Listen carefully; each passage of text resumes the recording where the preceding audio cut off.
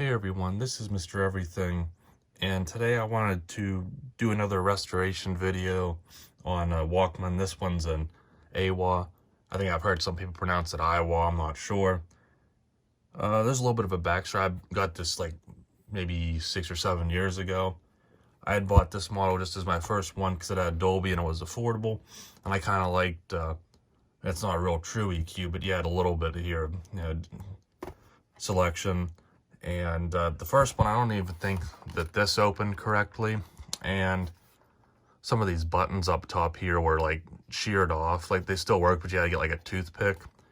So just to make a long story short, I typed in the same model number, which was this T220A, and I got this one, and this one's practically like brand new. I mean, it didn't have the belt clip, but really nice shape, looks nice and clean, and it had a problem with the audio jack, which I was actually able to fix just recently when I got this back out.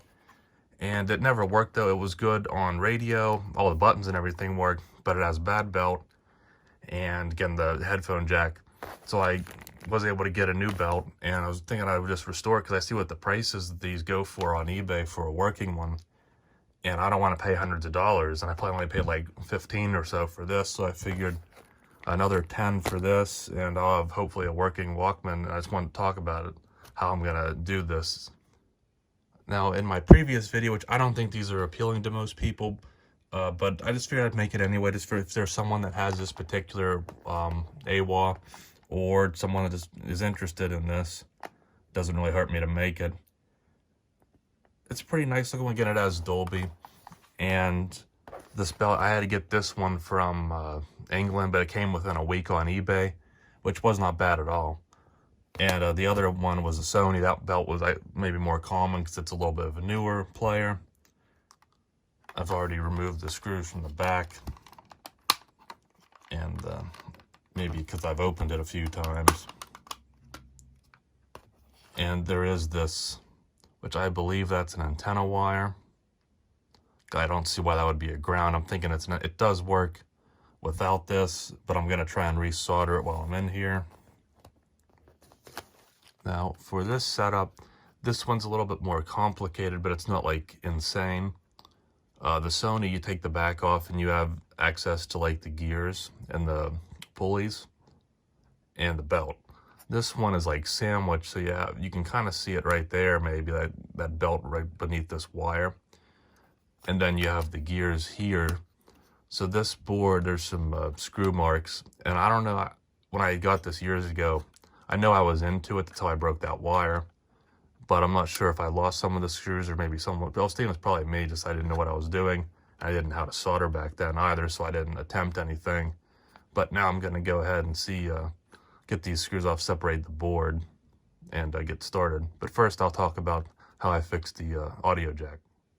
So I think since I had it, I had noticed that you push the jack in the hole, you'd only get one channel.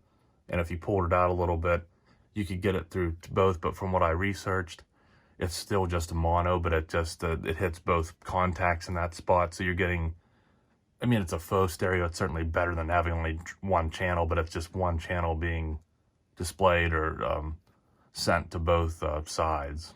And since that previous one of this same model was so beat up, I think I had thrown it away because I can't find it. And it's too bad because I could have, since I know how to solder now, I could have simply just desoldered it and put it on here because I'm pretty sure that one worked. This one I tried to clean it, but it's a different style of jack, and I have another newer Sony Walkman that this doesn't line up, so I can't replace it. So I did my best to restore it. And it's just these three contacts. And this one's a little bit different. So again, trying to go into it with the toothpick or something and some alcohol to clean it just didn't work. Once I had this whole assembly out, those were actually the extended parts that go through the board. So they're just housed in this little piece of plastic. And I was able to basically fold these a little bit to make a tighter connection, which is still holding up. And these are way too small for a wire brush, so I was just able to get a screwdriver, a little Phillip or flathead, and clean off any corrosion because they were very dark and like had some staining on them. And it seemed to work. I do get both channels now, although the right's still a little bit lower, but it's better than nothing. So I don't think I'll ever be finding another jack on one of these. So, and then I got it soldered back. Again, this type of assembly is a lot harder once you get the screws off. You can get in here, but you have a lot of wires, and you definitely don't want to break them because it'd be really hard to resolder that short. But I think it's not easy, but it's for someone that wants to actually do this, I think it's fairly accessible. And you try to do this one-handed. You can kind of, the tape did like work, so you could tell that everything worked. It's just, it's too loose to do anything, and it might need a speed adjust, but I'm not sure. And then I would like to see if I can fix this because it was jammed and then it just broke. But I'm not exactly sure what that is supposed to connect to, if there's anything there that's missing or just came undone. But I'll see if I can do that while I'm in here. This was actually a fairly easy process. It seems to be in here pretty good. I might see if I can clean anything up a little bit, although the actual pulleys, the grooves and everything look to be pretty good. Not perfect, but I'd rather not cause any extra damage.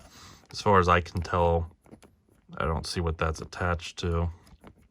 So either something broke or off, but I don't see anything in here. So I'm not sure if it'll still automatically know to switch direction when the tape ends, if it'll do that.